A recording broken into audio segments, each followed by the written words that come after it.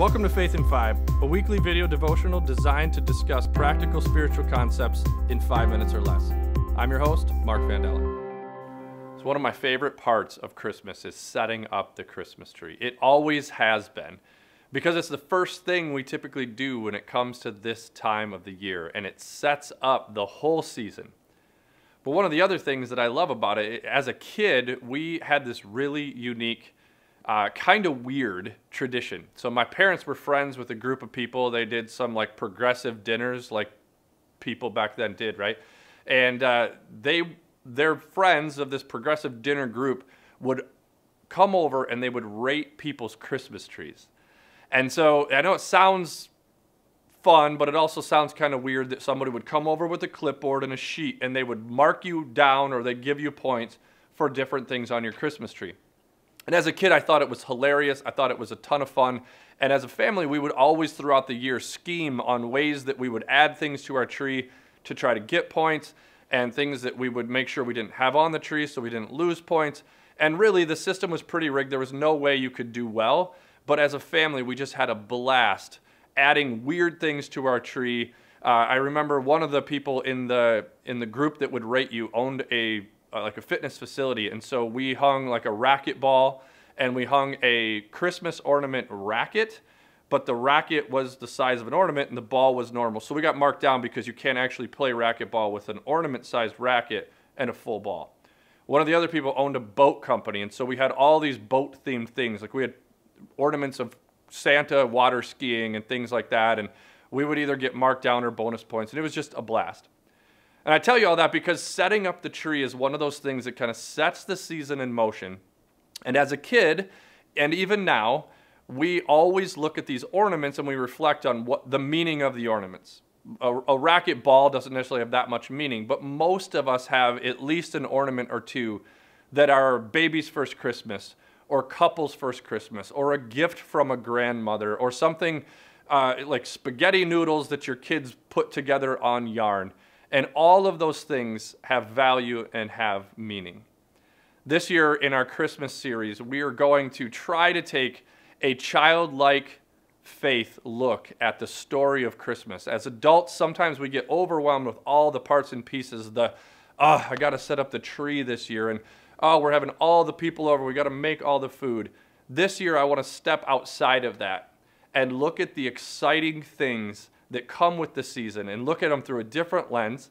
Actually, we want to look at them through a children's book lens. One of my friends, Karen, wrote a book called Seeing Christmas, and it's her answer to all of the things that we feel about Christmas, the busyness of Christmas, and yet how do we look at this a little different? And so she opens it by kind of setting up the way that we should be looking at Christmas. She says, "It's that time of year. Are you ready to see? Come, take a look at Christmas with me." Karen says, I just want to see it differently. And every single year, I want to see Christmas as something that's fun, and all the different parts and pieces that we use to celebrate are things that we can see Jesus in. And so this week's video is all about the Christmas tree and the lights. And so Karen says, the tree with all the ornaments, tradition, and memories brings so much enjoyment. And then you add the lights, right? The lights, they sparkle and they shine, filling the room with beauty divine. And we all know those things. Trees are pretty to look at, but Karen does a great job of connecting it to Jesus. And she says that the tree is Jesus. The tree is Jesus because it's full of these memories and it's full of love. It represents our history together. It all comes from above. And then the lights are also Jesus. They remind us that he shines in our hearts with peace throughout all the time. And as I reflected on the representation of the tree and the lights, the story of Jesus is full of these markers, these traditional elements, the things that we hang on the tree that make the season important. And if you think about the Jesus story, there's so much anticipation. Originally, Elizabeth could not have children, and then she finds out she's pregnant with John the Baptist. And then 6 months into that pregnancy, Mary finds out that she will also become pregnant. And when Mary tells Elizabeth, John the Baptist, before he's born, jumps in her womb. And then Joseph and Mary have to flee their hometown. The shepherds come to visit. The three kings come to visit. All of these things build anticipation, and each of those moments is a part of this story. It's a part of the tradition.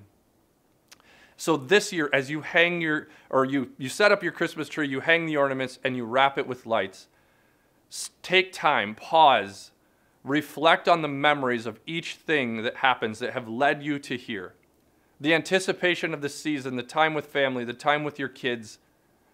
And think about the celebration that the shepherds and the three kings had when Jesus was finally born.